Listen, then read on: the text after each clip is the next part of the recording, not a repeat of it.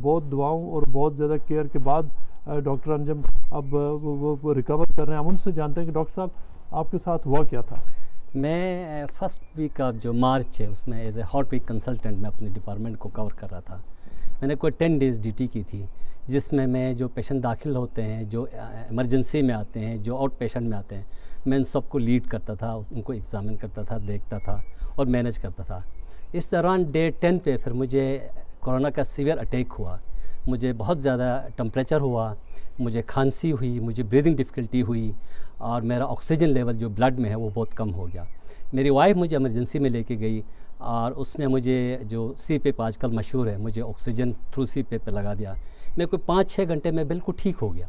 तो वहाँ से मुझे डिस्चार्ज किया गया। मैं घर आया 12 घंटे के बाद फिर मुझे बहुत सीवियर अटैक हुआ।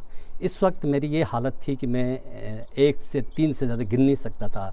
मुझे चेस्ट पेन था, बहुत कफ थी, मेरी ब्रीदिंग डिफ़िकल्टी बहुत ज़्यादा थी और मैं बहुत सीवियर रेस्पिरेटरी डिस्ट्रेस कहते हैं वो मुझे हुआ और मुझे थोड़ा सा एजिटेशन भी हुआ, मेरा कॉन्शियस लेवल भी डिटेरेट हो रहा था। तो फिर मुझे मेरी वाइफ इमरजेंसी में लेके गई, वहाँ डायरेक्ट मुझे कोरोना जो वार्ड है कोविड वार्ड में लेके गए। जो ही वहाँ लेके गए तो जो मेरा कंसल्टेंट कोलीग था, मैंने उससे रिक्वेस्ट की कि मैंने कहा मैं ठीक नहीं हूँ, मुझे इलेक्टिव इंटूबेशन किया जाए, मुझे इंटूबेट कर दें, बस मैं CPAP बर्दाश्त नहीं कर सकता। और उसने मेरी बात से एग्री की, उसने असेस करके मुझे ट्यूब डाल दिया।